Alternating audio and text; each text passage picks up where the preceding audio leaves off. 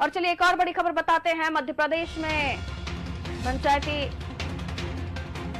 के चुनाव की तारीखों का ऐलान हो गया है। तो मध्य प्रदेश से ये बड़ी खबर, पंचायत चुनाव की तारीखों का ऐलान 20 दिसंबर से 3 जनवरी तक चुनाव होंगे।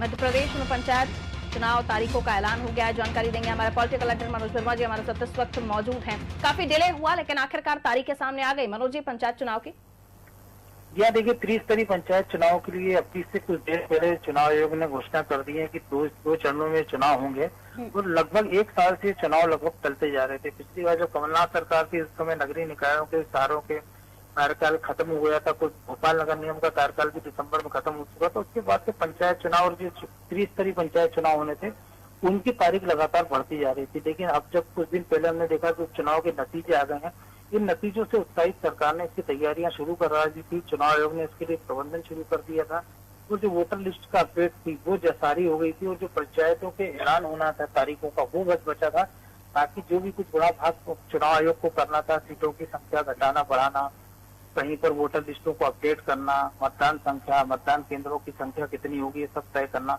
इसके बाद अभी इस तारीखों का ऐलान हुआ है कि दो चरणों में चुनाव होगा।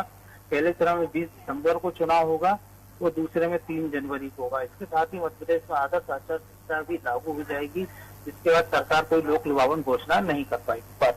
बहुत शुक्रिया मनोज जी जानकारी देने के लिए। तो तारीखों का ऐलान हो गया है और आचार संहिता लगने के बाद सरकार किसी तरह की लोक लुभावनी घोषणाएं नहीं कर पाएगी।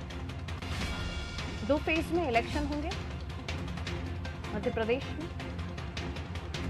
चुनाव आयोग ने इस मामले में तारीखों का ऐलान कर दिया है।